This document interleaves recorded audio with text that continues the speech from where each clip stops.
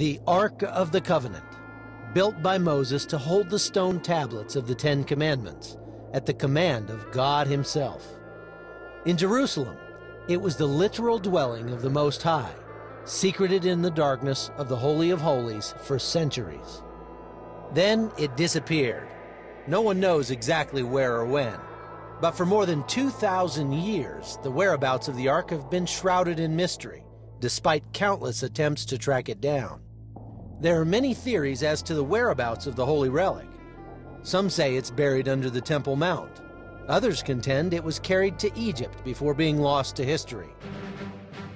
Wherever it may be, the lost Ark of the Covenant has become one of the most sought-after Christian relics in history. On a recent trip to Africa, I met up with explorer Bob Cornuke, founder of the Bible Archaeology Search and Exploration Institute. He's been investigating a little-known theory about the Ark for over 10 years and agreed to let me tag along on another fact-finding adventure. A former crime scene investigator in Los Angeles, Bob has made a name for himself by searching for biblical relics based on the same techniques he used in law enforcement.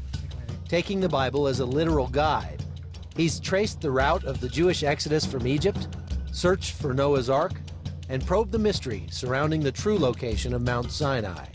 His Ark theory goes like this. Just before the Babylonians invaded Jerusalem in 586 BC, Levitical priests moved the Ark to Egypt to save it from being destroyed. After more than a century there, it was moved again, all the way up the Nile River to Lake Tana in Ethiopia.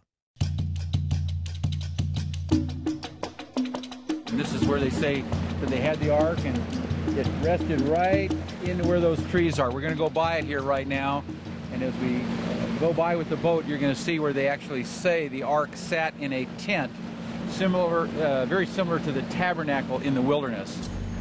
The monks living on Tanakirkos Island haven't changed their worship or way of life for thousands of years.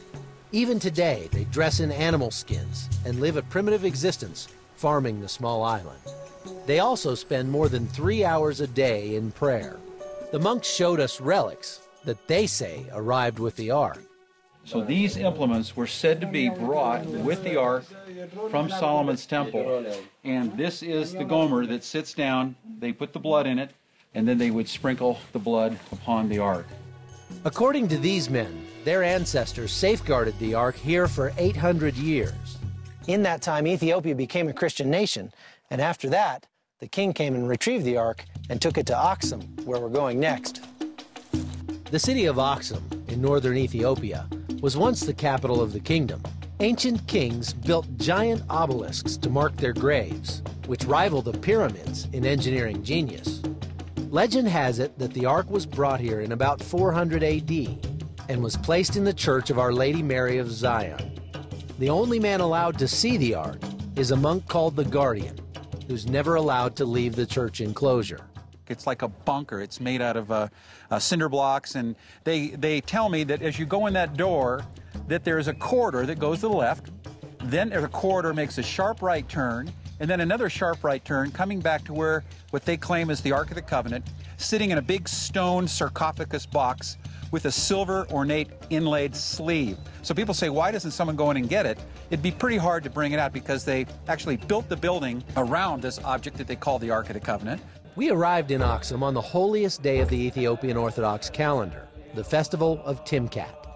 It's a day when tens of thousands of the faithful make a pilgrimage to Axum, and a replica of the Ark is brought out of this church and paraded through the streets of the city. The people sing and dance before the procession, and the party lasts all night long. Timkat is like Easter and Christmas all wrapped into one. This is their festival of the Epiphany, their most important holiday of the year. And these women will be out here all night long, worshiping, singing songs, praying. There's no doubt that this is a special place and a special time. The next morning, these revelers continue celebrating with songs and dances that haven't changed in millennia. It's a fascinating look into Old Testament-style worship that can't be found anywhere else in the world.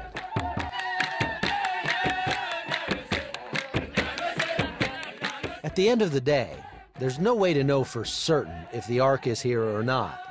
But one thing is for sure, there's no doubt whatsoever in the minds of these Ethiopian Christians. Do I personally believe it? I don't know. I believe they either have the actual Ark of the Covenant mentioned in the Bible, or they have a replica that is so convincing that they've believed it to be the Ark of the Covenant for more than 2,000 years. Chuck Holton, CBN News, Aksum, Ethiopia.